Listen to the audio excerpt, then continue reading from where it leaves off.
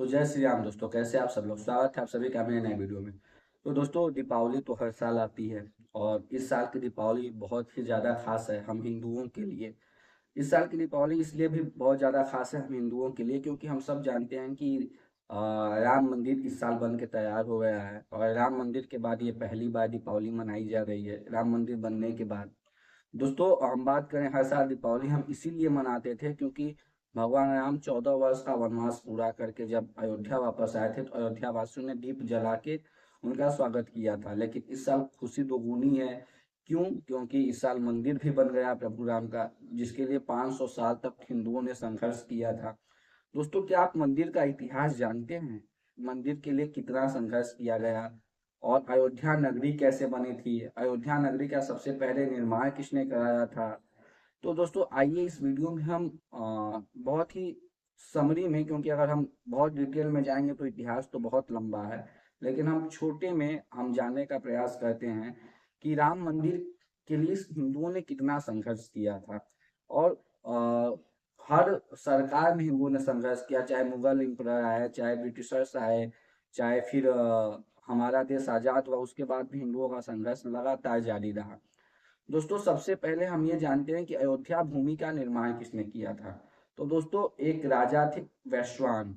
वैश्वान के पुत्र थे वैश्वत मनु, जिन्होंने पहली बार अयोध्या भूमि का निर्माण किया था, अयोध्या का निर्माण किया था, उसे बसाया था। दोस्तों, उसके बाद ये छुआकू वंश के राजा थे। इसी वंश में आगे चल के भगवान श्री राम का भी जन्म हुआ था। दोस्तों, भगवान श्री राम के टाइम अयोध्या स्वर्ग से भी सुंदर थी, ऐसा हम सब लोग जानते हैं। भगवान श्री राम ने जब शासन किया अयोध्या पे, तो लेकिन जब भगवान श्री राम ने जल समाधि ले ली तो फिर अयोध्या का धीरे धीरे जो है चमक जो है फीकी पड़ने लगी। उसके बाद फिर उनके पुत्र आए कुश। कुश ने भी अच्छा शासन किया अयोध्या पे, अयोध्या का पुनः निर्माण कराया जिस तरीके से भगवान राम के टाइम थी। और उसके बाद उनके इक्ष्वाकु वंश की 44 पीढ़ियों ने एक के बाद एक के बाद कौशल राज पे शासन किया, जिसकी राजधानी कौशल राज की राजधानी अयोध्या थी। दोस्तों, जो इक्ष्वाकु वंश के आखिरी राजा थे उनका नाम था बृहदबल। दोस्तों, क्या हुआ कि बृहदबल की मतलब मृत्यु हो गई थी महाभारत युद्ध में। वो कौरवों की तरफ से लड़ रहे थे और अभिमन्यु ने उनका वध कर दिया था। उसके बाद फिर अयोध्या वीरान हो गई। फिर एक राजा आते हैं उज्जैन के विक्रमादित्य। विक्रमादित्य आते हैं। विक्रमादित्य जब अयोध्या की भूमि पे आते हैं तो उन्हें चमत्कार दिखाई पड़ता है।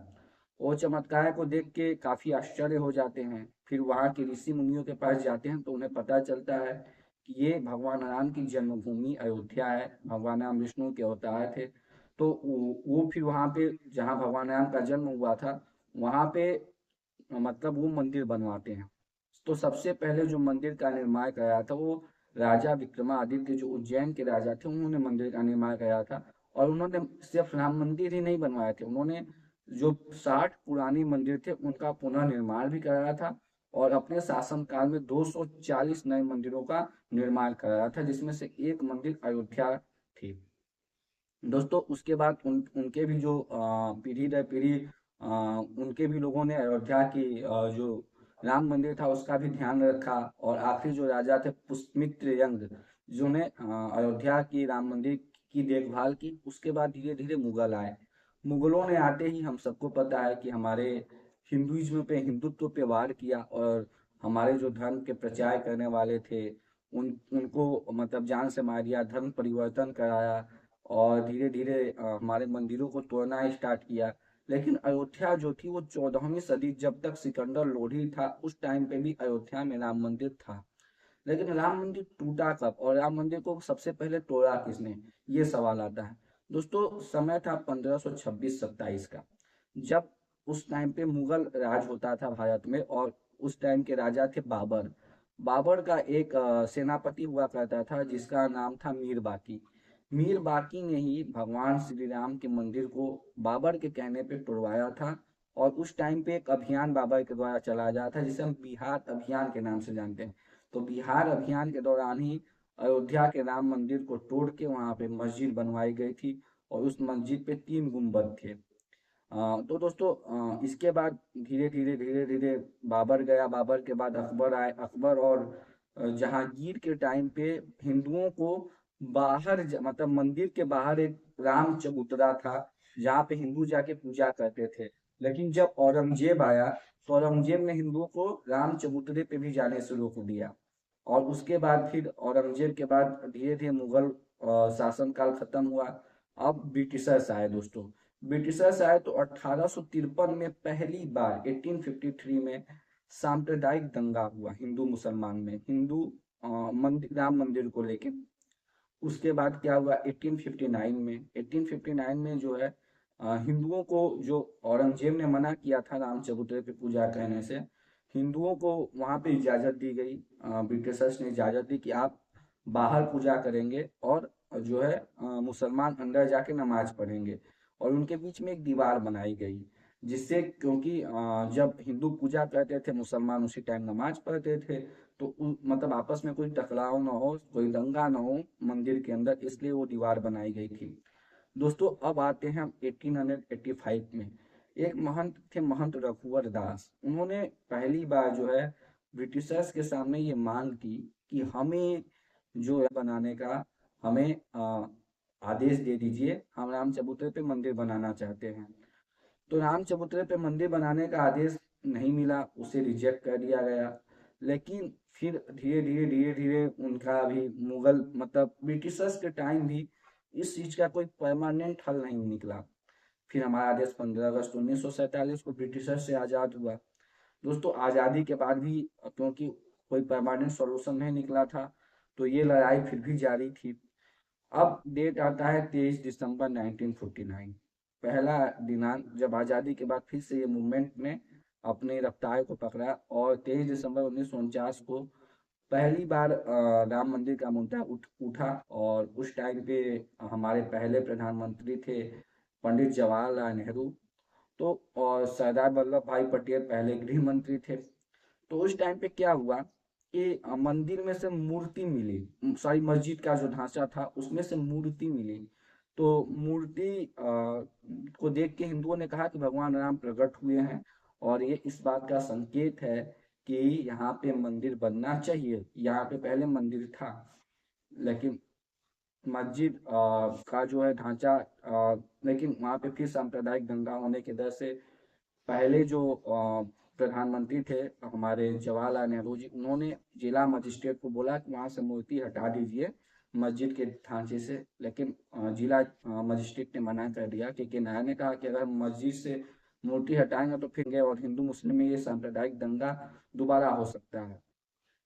मूर्ति हटाई नहीं गई वहां से। और इसी चीज को लेके के नायर जो वहाँ के मजिस्ट्रेट थे उस टाइम के, उन्होंने अपना इस्तीफा सरकार को दे दिया, क्योंकि सरकार मूर्ति हटवाना चाहती थी और वो हटाना नहीं चाहते थे। तो फिर लेकिन अब क्या हुआ था, वहां पे परमानेंट ताला लगा दिया गया था, और एंट्री को, आम आदमी की एंट्री को बैन कर दिया गया कि आम आदमी बिल्कुल एंट्री नहीं करेगा उस विवादित ढांचे के अंदर। दोस्तों आता है सन 1950, 1950। उस टाइम पे हमारे कोर्ट में दो अर्जी दाखिल की जाती है। हिंदुओं की पहली अर्जी, क्योंकि हिंदुओं को पता चल चुका था कि सरकार नहीं रखना चाहती है मूर्ति को मस्जिद के अंदर, ढांचे के अंदर। तो सर, हिंदुओं ने कहा था कि पहले हमें पूजा करने की अनुमति दीजिए, और दूसरी चीज मतलब ढांचे से मूर्ति को बाहर मत लाइए। फिर 1951 में निर्मोही अखाड़ा ने भी एक याचिका डाली अदालत में। यह वही अखाड़ा था जिसने राम मंदिर के मुद्दे को, सबसे पहले विवादित मुद्दे को उठाया था। फिर 1959 में एक वक्फ बोर्ड, सुन्नी वक्फ बोर्ड ने सबसे पहले जो है उसने भी मूर्ति को हटाने की मांग की, और याचिका अपनी भी उसने दाखिल की कि उसने बोला कि विवादित ढांचे में से मूर्ति को हटा दिया जाए। अब धीरे धीरे दोस्तों ये पूरा, अब ये लड़ाई अब अपने चरम पे थी। 1984 में विश्व हिंदू परिषद ने इस लड़ाई में अपना एक कमेटी गठित की और सरकार से मांग की कि हम जो है ये मंदिर बनाना चाहते हैं यहाँ पे, ये पहले मंदिर था, हम मंदिर बनाएंगे। 1 फरवरी 1986, इस दिन क्या हुआ कि यूसी पांडे की एक रिपोर्ट आई, और यूसी पांडे की रिपोर्ट पे ये बताया गया कि भैया यहाँ पे जो है हिंदुओं को इस ढांचे पे पूजा करने की अनुमति दी जानी चाहिए। अब हिंदुओं को अनुमति मिल गई पूजा करने की। मंदिर पे। लेकिन अब जो दिनांक आया 6 दिसंबर 1992, ये वो दिनांक था जिस दिन मतलब जो विवादित ढांचा था उसे गिरा दिया गया, और विश्व हिंदू परिषद, शिवसेना, बीजेपी, आरएसएस काफी मतलब हिंदुओं की एक भीड़ विवादित ढांचे की तरफ बढ़ती है और उस मस्जिद को या विवादित ढांचे को ध्वस्त कर देती है। और जब ध्वस्त कर देती है और उस टाइम पे नारा लगता है, एक थक्का और दो, जय श्री राम, राम लला हम आएंगे, मंदिर वहीं बनाएंगे। तो ये विवाद अपने अब चरम पे जा चुका था। लेकिन साल 2010 आता है, जब फैसला ये था कि जो विवादित ढांचे की जमीन थी 2.77 एकड़, उसे 3 पार्ट में डिवाइड कर देता है सुप्रीम कोर्ट, अरे sorry, high court. High court ने बोला कि भैया इसे एक पार्ट हिंदुओं को, एक पार्ट मुसलमान को, एक पार्ट जो है निर्मोही अखाड़ा को, क्योंकि निर्मोही अखाड़ा हिंदू पक्ष की तरफ से ही था, तो 2:1 का रेशियो में डिवाइड होता है। साल 2011 में ये केस सुप्रीम कोर्ट में जाता है, सुप्रीम कोर्ट इस पे रोक लगा देती है, और सुप्रीम कोर्ट जो है 8 मार्च 2019 को एक मेडिटेशन पैनल बनाती है। उन्हें 8 हफ्ते का, 8 वीक्स का टाइम देती है कि आप इस पे कोई फैसला सुनाइए। लेकिन वो भी मेडिटेशन पैनल भी फेल हो जाता है। फिर 6 अगस्त 2019 से डेली सुनवाई स्टार्ट हो जाती है राम मंदिर को लेके। लेकिन बाद आती है फिर 9 नवंबर 2019, और इस दिन राम मंदिर पे फैसला आता है, और करोड़ों हिंदुओं की आस्था से जुड़ा विषय है। और मतलब सुप्रीम कोर्ट ने विवादित ढांचे को मंदिर बनाने के लिए दे दिया, 2.77 एकड़ जो जमीन थी। और फिर 5 अगस्त 2020 को वहाँ पे भगवान राम की जन्मभूमि पे भूमि पूजन करते हैं मोदी जी। और फिर वो दिनांक आता है 22 जनवरी साल 2024, जब प्राण प्रतिष्ठा होती है, और इसी साल प्राण प्रतिष्ठा भी हुई। तो इसलिए इस साल की जो दीपावली है, ये दीपावली बड़ी खास है, क्योंकि इस साल रामलला का इतने सालों का जो संघर्ष था वो जाके मतलब पूर्ण हुआ, और रामलला विराजमान हुए अपने मंदिर में। तो हम सब की आस्था का केंद्र है भगवान राम। तो हम सब उम्मीद करते हैं कि भगवान राम से हम सब अपने जीवन में प्रेरणा लेंगे और उनसे काफ़ी कुछ चीज़ें सीखेंगे। तो चलिए, उम्मीद करते हैं कि आपको ये वीडियो अच्छा लगेगा। आपको पूरा मतलब मैंने शॉर्टकट में इतिहास बताने की कोशिश की है। अगर मैं पूरा ब्रीफ में जाता तो ये काफ़ी लंबा चौड़ा इतिहास था, लेकिन मैंने शॉर्टकट में बताने की कोशिश की। चलिए, मिलते हैं आपसे अगले वीडियो में। मेरी तरफ से आप सभी को हैप्पी दीपावली। जय श्री राम।